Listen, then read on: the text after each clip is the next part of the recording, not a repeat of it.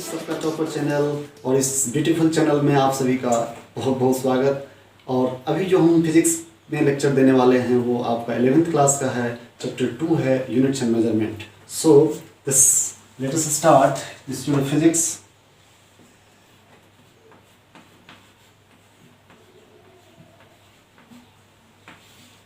Physics class 11 equally applicable for JEE NEET also.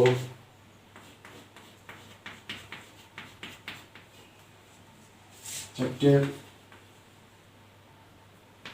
Units and Measurement.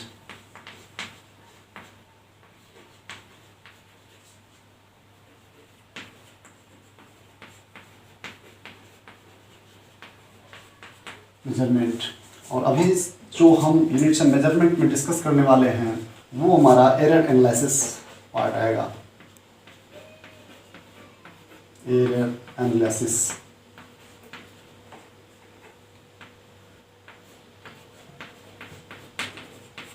Error analysis. और ये error analysis का जो part है हमारा, इससे पीछे हमने जो भी वीडियोस डाल रखा है उसको आपको सही से देख लेना है, फिर इस वीडियो के सहारे हम चलने वाले हैं। तो error analysis, what do you mean by error. अब ये कंसेप्ट यहाँ पर क्यों आ रही है, क्योंकि जो फिजिकल वर्ल्ड है हमारा, फिजिकल फिनोमेना होती है, नेचुरल फिनोमेना जो होती है in the study of your physics, तो नेचुरल फिनोमेना जो होती है वो सभी फिनोमेना को हम क्या करते हैं कि क्वांटिटेटिवली एनालिसिस करने की कोशिश करते हैं ना। जैसा कि आपको क्वांटिटेटिव एनालिसिस के लिए केल्विन का आपने नाम दिया था आपसे कि केल्विन ने ऐसा कहा था कि अगर उसको आप नंबर में एनालिसिस कर सकते हो तभी उस फेनोमेना को आप अंडरस्टैंड बना सकते हो, अंडरस्टैंडिंग हो सकती है। तो यहाँ पर एरर एनालिसिस उसी से रिलेटेड है। दैट मीन एरर एनालिसिस का जो पिक्चर है वो मेजरमेंट पे बेस्ड है, क्योंकि फिजिक्स हमारा मेजरमेंट से रिलेटेड है। फिजिक्स जो रिलेशन है हमारा फिजिक्स का वो मेजरमेंट से है, क्योंकि फिजिकल क्वांटिटीज होते हैं और फिजिकल क्वांटिटी का आप मेजरमेंट करना होता है। तो मेजरमेंट करने के बाद साइंस एंड टेक्नोलॉजी जो है हमारा बिल्कुल मेजरमेंट पे ही बेस्ड है ना। फाउंडेशन जो है साइंस एंड टेक्नोलॉजी का, तो मेजरमेंट ऑफ फिजिकल क्वांटिटी। तो मेजरमेंट जो होती है, अब ये मेजरमेंट का तरीका क्या होता है, what do you mean by measurement. Measurement मतलब ये हुई कि जो भी फिजिकल क्वांटिटी आपके सामने आते हैं उसको आपको क्या करना पड़ता है, एक्सपेरिमेंट करना पड़ता है। मतलब एक्सपेरिमेंटल वैल्यू होता है उसका। और जो मेजरमेंट होती है तो डायरेक्ट मेजरमेंट और इनडायरेक्ट मेजरमेंट। डायरेक्ट मेजरमेंट का क्या प्रोसेस होता है, कौन कौन चीज़ से हम लोग डायरेक्ट मेजरमेंट करते हैं वो आपको हमने बता रखा है कि वर्नियर कैलिपर्स हुआ, मीटर स्केल हुआ, स्फेरोमीटर हुआ, स्क्रू गेज हुआ, ये सभी जो अप्लायंस हैं, इंस्ट्रूमेंट्स हैं, इनके सहारे हम डायरेक्ट मेजरमेंट प्रोसेस करते हैं। और इसके सहारे जो मेजरमेंट होती है हमारी, उस मेजरमेंट में दो वर्ड हमारे सामने आते हैं, दो। अच्छा, अब ये मेजरमेंट की बात जो होती है तो क्या होता है कि ये फिजिकल क्वांटिटी का एक ट्रू वैल्यू होता है, जो एक्चुअल वैल्यू होता है ना। उस ट्रू वैल्यू को हम क्या करते हैं, हमारे पास ट्रू वैल्यू कुछ तो रहता है, लेकिन क्या होता है कि जब हमारा एक्सपेरिमेंटल सेटअप होती है तो उसके सहारे हम उसके ऑब्जर्व करते हैं, हमारे एक्सपेरिमेंटल वैल्यू उसका ऑब्जर्व करने की कोशिश करते हैं कि वो जो वैल्यू है हमारा वो मेजरमेंट कितना दे रहा है हमको। तो वो मेजरमेंट का वैल्यू जो आएगा हमारा, तो उस वैल्यू में ये कहा जाता है कि वो वैल्यू आपका अनसर्टेनिटी लेके आया हुआ होता है। मतलब जितना उसका एक्चुअल ट्रू वैल्यू होता है उतना वैल्यू हम मेजर नहीं कर पाते। जो भी मेजर्ड वैल्यू होता है तो दे show something difference with that actual value. तो वो जो एक्चुअल वैल्यू से जो डिफरेंस आती है that is known as uncertainty. और uncertainty is nothing, is simply is your error. Error को हम अनसर्टेनिटी कहते हैं। Uncertainty,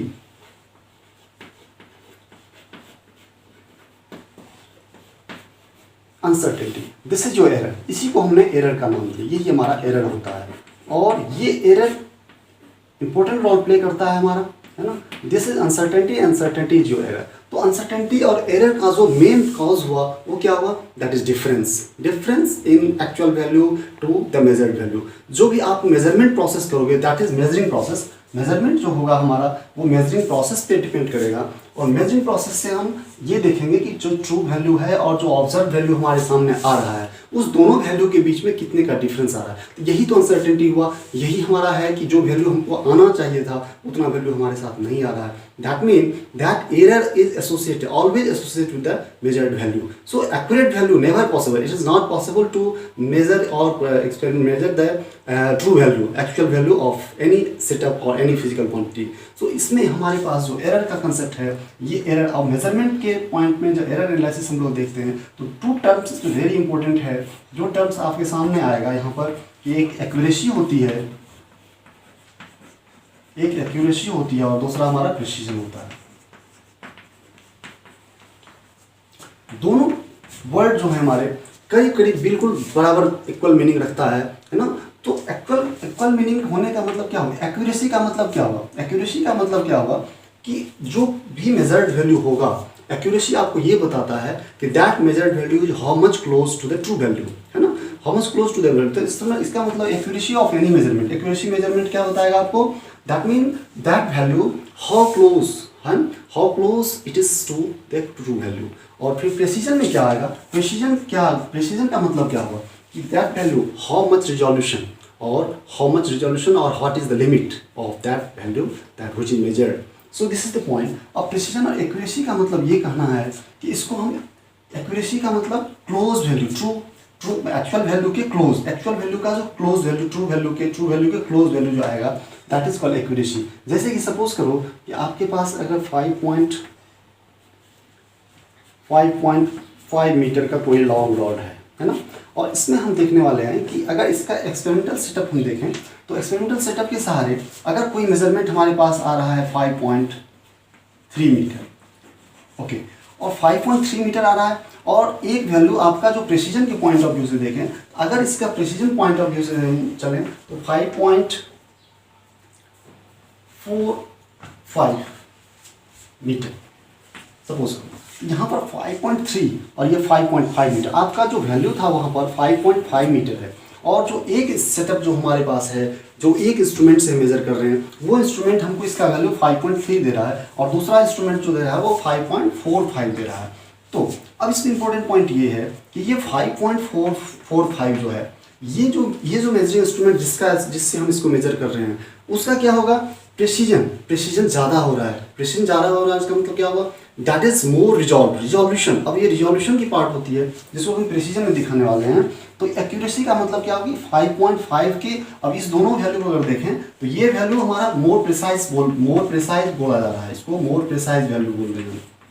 this is your more precise value और this is more accurate value, ये हमारा मोर एक्यूरेट आ रहा है, this is your more accurate, है ना। तो एक्यूरेसी और प्रेसिजन का यही कंसेप्ट है हमारा कि जो अब इसमें कंसेप्ट ये है कि ये जो इंस्ट्रूमेंट आ रही है इसका जो मेजरमेंट होगा तो इसको आगे हम एनालिसिस करते हैं इसको फिर से, तब हम आगे बता रहे हैं। तो इसका एनालिसिस करने में इसको देखने की ज़रूरत है। एक्यूरेसी एंड प्रेसिजन में हम लोग इस चीज़ को देखने वाले थे कि एक्यूरेसी क्या होती थी, accuracy and precision.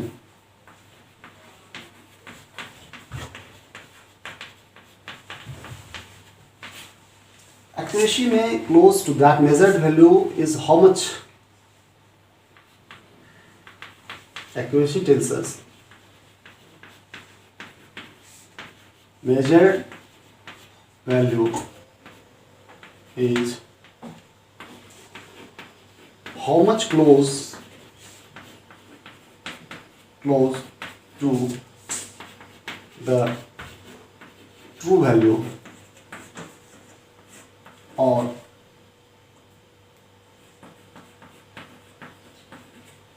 Mean value. अब यहाँ मीन वैल्यू क्यों बोल रहे हैं, इसके पीछे भी रीजन है ना। यहाँ मीन वैल्यू को हमने दिया how much close to the true value और नोन वैल्यू, और इसमें कहा जा रहा है कि measured value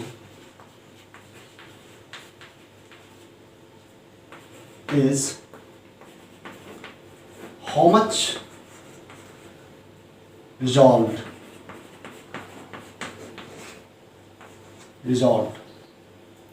so here measured value is how much resolve. ये रिजॉल्व वर्ड जो है, ये रिजॉल्व हमारा रिजोल्यूशन से आता है, रिजोल्यूशन। और रिजोल्यूशन का मतलब क्या हुआ, जब फ्रैंकलिन ने, लॉर्ड केल्विन और फ्रैंकलिन का हमने आपको बताया था कि रिजोल्यूशन, तो ये रिजोल्यूशन का मतलब क्या हुआ कि प्रिसाइज डिटेल, है ना, that is called precise detail, है ना, प्रिसाइज डिटेल। एक वर्ड दिया था उन्होंने, जो प्रिसाइज डिटेल होना चाहिए। तो डिटेल प्रिसाइज, इसका मतलब ये हुआ कि जो एक्यूरेसी और मेजरमेंट प्रेसिजन की बात होती है, तो एक्यूरेसी हमारा इंपॉर्टेंट रोल कहाँ प्ले करता है? एक्यूरेसी वहाँ इंपॉर्टेंट रोल प्ले करता है कि जहाँ पर आपको आउटसाइड बाउंड्री से एक्सटर्नल व्यू से निकलना है फिजिकल स्टेट में, है ना। लेकिन अगर प्रिसीजन की बात होती है तो प्रिसाइज डिटेल की बात होती है। मतलब अगर आपको बहुत इनवर्ड जाना है, आपको इनवर्ड एक्यूरेसी को देखना है, तो आउटवर्ड एक्यूरेसी हो और इनवर्ड एक्यूरेसी, एक तरह से इसको डिफाइन कर सकते हो आप। अगर inward accuracy, detailed accuracy value में जाना होगा तो हमको प्रिसाइजली उसका मेजरमेंट को देखना पड़ेगा। उसका डिस्क्रिप्शन जो होगा प्रिसाइज होना चाहिए, प्रिसाइज डिटेल होनी चाहिए। लेकिन अगर आप अपर लेवल पे, हाँ आउटर लेवल पे आप देखो तो एक्यूरेसी का ही एक पार्ट हम प्रिसीजन मान सकते हैं, है ना।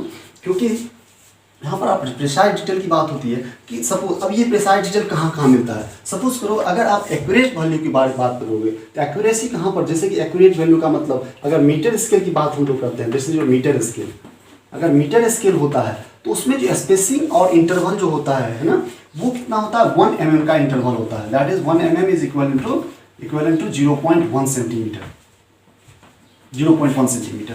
तो ये क्या है कि अगर इसमें जो अगर इसके सहारे अगर हम कोई वैल्यू को मेजर करते हैं तो वहाँ पर क्या होगा कि 8.5 सेंटीमीटर का अगर है तो वहाँ पर जो वैल्यू आएगा, सपोज 8.5 सेंटीमीटर का हमारे पास कोई लेंथ है, रॉड है, तो उसका अगर मेजरमेंट हम देखते हैं तो कभी हमको 8.4 आएगा, 8.4 सेंटीमीटर आ रहा है, कभी 8.3 सेंटीमीटर आ रहा है, कभी 8.5 आ गया हमारा, है ना, ये भी आ गया। तो इस तरह से मेजरमेंट आ रही है। तो यहाँ पर जो 8.4, 0.3, 0.5, इसमें क्या है कि डिफरेंस देखो, थोड़ा डिफरेंस ज़्यादा आ रहा है इन कंपेरिजन टू अगर हम वर्नियर कैलिपर से इसको यूज़ करें। अगर वर्नियर कैलिपर से या फिर पावर स्क्रू से, जो भी इससे इसका मेजरमेंट अगर उससे हम करने की कोशिश करेंगे तो उसका जो लिस्ट काउंट होगा दैट, अगर उससे मेजरमेंट करेंगे हम तो क्या आएगा हमारा 8.45 आ सकता है, 8.44 आ सकता है, 8.43 आ सकता है। अब क्या कंडीशन है कि देखो प्रिसाइसली मेजरमेंट, अब डिटेल में हम जा रहे हैं, यहाँ पर 8.4 आ रहा है, 8.3 आ रहा है,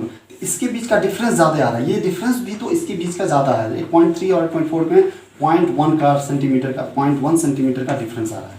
और यहाँ पर जो डिफरेंस आ रही है 0.45, 0.44, यानी कितने का डिफरेंस आ रहा है, 8.44, 8.45, कितने डिफरेंस आ गया हमारा, 0.01 का डिफरेंस आ रहा है। देखो 0.01 सेंटीमीटर का डिफरेंस आ रहा है। तो this is the important point कि प्रिसाइज मेजरमेंट का मतलब क्या होगा, पास, प्रिसीजन का मतलब पास होना। और इसके कंपैरिजन में जो एक्यूरेसी जो आएगी वो हमारा थोड़ा दूर का वैल्यू दिखाएगा, but that is more accurate. 8.5 centimetre का आपको लेंथ रॉड का था और इसका मेजरमेंट अगर इसके सहारे हम करते हैं तो ये इस तरह से अपने वैल्यू को दिखा रहा है। और यहाँ पर इसके सहारे वर्नियर कैलिपर्स के सहारे अगर देख रहे हैं हम तो 0.01 सेंटीमीटर का इसका, तो ये दैट इज मोर रिजोल्यूशन। अब रिजोल्यूशन का मतलब क्या हो रहा है, अगर रिजोल्यूशन को ऑब्जर्व करोगे तो रिजोल्यूशन का मतलब एक वर्ड में आप समझो कि जो MA लेवल से MI लेवल में जाने की बात होती है ना, वो हम उसको प्रिसीजन के रूप में ऑब्जर्व कर सकते हैं। प्रिसीजन के रूप में ऑब्जर्व करने का मतलब क्या हुआ कि जैसे कि अगर सपोज करो कि किसी रॉड का लेंथ अगर मीटर स्केल से हम ऑब्जर्व करने की कोशिश करते हैं, ये मीटर स्केल अगर होता है, इसमें अगर हम इस तरह से देखें,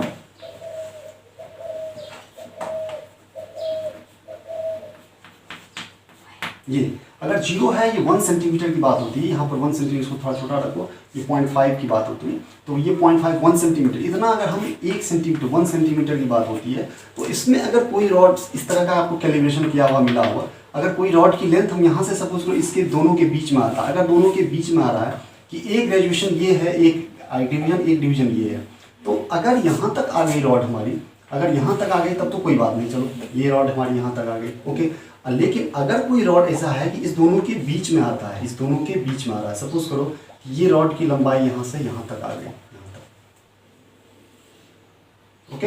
यहाँ पर सपोज करो कि ये थर्ड लाइन्स है हमारे या फोर्थ लाइन है, इसका मतलब क्या हुआ कि अगर कोई इंस्ट्रूमेंट, अगर कोई मेजरमेंट ले रहे हैं तो 4.3 यहाँ तक आएगा, 4.4 यहाँ तक आएगा, यहाँ पर 4.3 यहाँ तक आया, यहाँ पर सपोज करो ये 4.3 है, ये 4.4 की बात हो रही है। अब इस बीच में अगर कोई लेंथ हमारी मिल रही है, इसका मेजरमेंट क्या होगा, तो इसके लिए साइंटिस्ट लोगों ने जो इंस्ट्रूमेंट डेवलप किया वो इसको क्या किया, इसको फिर उसने 10 पार्ट में बांट दिया। इस लेवल को, यहाँ से यहाँ तक के लेवल को उसने 10 पार्ट में बांटा, 1 2 3 4 5 6 7 8 9 10। अब ये 10 पार्ट में बट गए हमारे, तो अब इससे क्या होगा कि ये हमारे दिस इज कॉल्ड रिजोल्यूशन। यही रिजोल्यूशन कहलाता है कि इसको इतने पार्ट को हम ज़्यादा रिजॉल्व कर दिए। तो जहाँ मीटर स्केल हमारा इसमें कहेगा कि 0.1 सेंटीमीटर हम देख रहे हैं, 0.1 सेंटीमीटर का गैप बना के चल रहा है, वहाँ ये क्या किया, 0.01 सेंटीमीटर का गैप बना दिया। इतनी लेवल में अगर कोई इस रेंज में भी कोई चीज़ आ रही है, तो अब इसको चूंकि हम 10 भाग में बांट दिए है ना, 10 भाग में बांट दिए हम, तो ये 0.01 इसका जो रिजोल्यूशन होगा 0.01 सेंटीमीटर होगा। तो this is the main difference between accuracy and resolution. Accuracy and precision है ना, तो प्रेसिजन में जैसे पावर स्क्रू है, स्फेरोमीटर है, इन सभी का प्रेसिजन जो है ज़्यादा हो रहा है, रिजोल्यूशन ज़्यादा होने जा रही है, तो वो डिटेल डिस्कशन में हमको इसकी ज़रूरत पड़ती है। तो यहाँ पर हम लोग अब देखने वाले हैं कि एरर का टाइप्स है ना, एरर के बारे में हम लोग मेजरमेंट का बेसिकली यहाँ पर डिस्कस करते हैं हम कि मेजरमेंट का जो 2 टर्म्स हमारे पास थे, एक्यूरेसी एंड प्रेसिजन। तो एक्यूरेसी और प्रेसिजन का बहुत इंपॉर्टेंट होता है, कभी कभी इस पर प्रश्न पूछा जाता है। तो एक्यूरेसी प्रेसिजन कभी उल्टा भी, मतलब दोनों का रिलेशन इस तरह से भी चलता है कि बराबर बराबर ही चलता है कि एक का मेजरमेंट एक्यूरेट भी आ रहा है, प्रेसिजन भी आ रहा है, दोनों भी साथ भी चलता है। तो वहाँ पर हम लोग देख लिए एक्यूरेसी प्रेसिजन को। अब आप एरर का हम पार्ट देखने वाले हैं। एरर को ब्रॉडली क्लासिफाइड टू पार्ट्स कर दो आप इसको। 2 पार्ट्स हमारे पास जो हैं वो सिस्टमेटिक एरर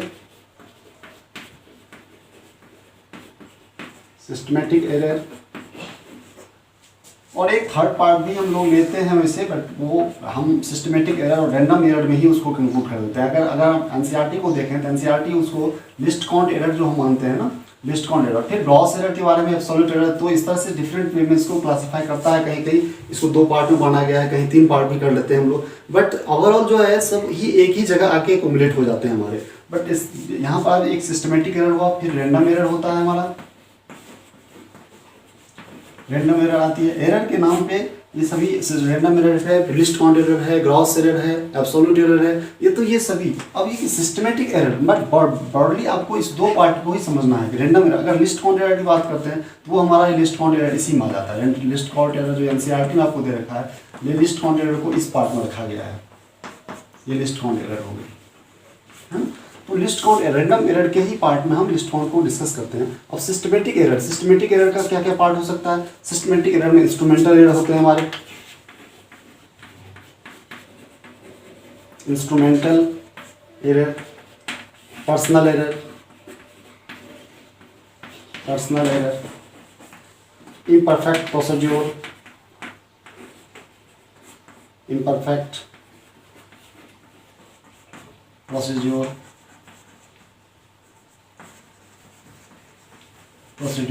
फिर रैंडम एरर में क्या सब है? रैंडम एरर में लिस्ट काउंट एरर हो गया हमारा। उसके आगे हम क्या देखते हैं, रैंडम एरर किस तरह से होता है, रैंडम सिस्टम। तो यहाँ पर समझना है कि सिस्टमेटिक एरर का मतलब क्या हो। जिस भी सिस्टम से, जिस भी सेटअप से हम लोग ऑब्जर्वेशन करते हैं, एक्सपेरिमेंटल सेटअप जो होती है हमारी, that all includes the whole term like a system, है ना। तो सिस्टम से रिगार्डेड, सिस्टम के रिगार्डेड क्या होता है, इंस्ट्रूमेंट से हो सकता है, मेजरिंग इंस्ट्रूमेंट जो हो सकता है वो भी सिस्टम में आ जाएगा। अगर कोई पर्सन आप ऑब्जर्वर हो, ऑब्जर्व कर रहे हो, आपका जो प्रोसीड्योर है वो आपका सिस्टमेटिक में आ जाएगा, सिस्टमेटिक एरर में आ जाएगी। फिर वो जिस भी इंस्ट्रूमेंट्स में उसका कैलिब्रेशन किस तरह से कर हो रखा है ना, कैलिब्रेशन उसका सही है नहीं है। सिस्टमेटिक एरर को हम रिमूव, अब ये है कि सिस्टमेटिक एरर को रिमूव भी कैसे करते हैं। तो सिस्टमेटिक एरर को रिमूव करने का तरीका है कि जिस भी सिस्टम हम वर्क कर रहे हैं, जो भी इंस्ट्रूमेंट हम वर्क कर रहे हैं, उस इंस्ट्रूमेंट के ऑब्जर्वेशन को, जो भी रीडिंग्स आएंगे, उस रीडिंग में हम कुछ मैनिपुलेशन करेंगे, है ना। उसमें हम एरर को एनालाइज करके उसमें एरर को मैनिपुलेट करते हैं। That is the removal of systematic error. उस तरह के एरर को उस तरह से रिमूव करेंगे हम। अगर रैंडम एरर कंसेप्ट आएगा तो रैंडम एरर कंसेप्ट क्या हुआ, जो आप रैंडमली, जिसको कि हम जानते नहीं हैं, वो मतलब कभी अपने आप आ जाता है, रैंडमली आया, रैंडमली अकरेंस होती है दैट एरर का। जैसे कि वोल्टेज फ्लक्चुएशन हो गया, टेम्परेचर का हाई लो होना, या मैकेनिकल वाइब्रेशन हो जाना, है ना। जिस सेटअप में हम कर रहे हैं, मान लो पेंडुलम का टाइम पीरियड निकालने जा रहे हैं और वो सेटअप जो है सो हमारा हवा झोंका आ गया, कोई उसमें हिंड्रेंस आ गई, एयर रेसिस्टेंस उसमें इम्प्रूव हो गया, तो उस चीज़ को अगर हम उसमें इग्नोर करेंगे तब तो कोई बात नहीं। अगर उसको लेके चलना है तो वहाँ पर क्या होगी, वो एरर को हम उसमें ऑब्जर्व करेंगे। रैंडम एरर को रिमूव कैसे करेंगे, that mean if we want to remove the random error, तो क्या करेंगे, नंबर ऑफ ऑब्जर्वेशंस को हम बढ़ा देंगे। अगर 100 ऑब्जर्वेशंस का हम मीन ले रहे हैं तो वो जो रीडिंग देगा, और 400 ऑब्जर्वेशन कर लेंगे हम, तो वो क्या करेगा, आपको एक्यूरेसी को ज़्यादा बढ़ा देगा, एक्यूरेसी ज़्यादा आ जाएगी। तो इस केस। और लिस्ट काउंट एरर, अब यहाँ पर लिस्ट काउंट एरर की बात होती है। लिस्ट काउंट एरर क्या होगा, that is always associated with your measuring instrument. तो लिस्ट काउंट एरर जो होगा, जितना हाई रेजोल्यूशन में आप जाओगे उसका लिस्ट काउंट उतना ही कम होते जाएगा। क्यों कि अगर वर्नियर कैलिपर्स की लिस्ट काउंट की बात करें हम तो 0.01 सेंटीमीटर होता है, स्फेरोमीटर की बात करें तो 0.001 सेंटीमीटर हो जाती है। तो ये कहने का मतलब इस तरह से ऑब्जर्वेशन होता है इसका कि लिस्ट काउंट। अब लिस्ट काउंट एरर को कैसे आप इंप्रूव करेंगे, उस एरर को कैसे एलिमिनेट करते हैं हम, तो हाई रेजोल्यूशन का इंस्ट्रूमेंट यूज करेंगे, इम्परफेक्ट प्रोसीजर को हम सही करेंगे। तो ये कंसेप्ट हमारा है कि लिस्ट काउंट एरर को कैसे हम ओवरकम कर सकते हैं। तो they are separate different thing, but अगले वीडियो में हम इसको पूरी एनालिसिस करेंगे। अब absolute error, mean absolute error और जो बस वही हमारा मेन मोटो होगा जिसको हम नेक्स्ट वीडियो में अपलोड करेंगे, उसमें डिस्कस करेंगे। तो thanks for watching, please subscribe, like, share and comment. Subscribe कीजिए सबका टॉपर चैनल को और बेल आइकन को दबाइए अपलोडेड वीडियोस को सबसे पहले देखने के लिए।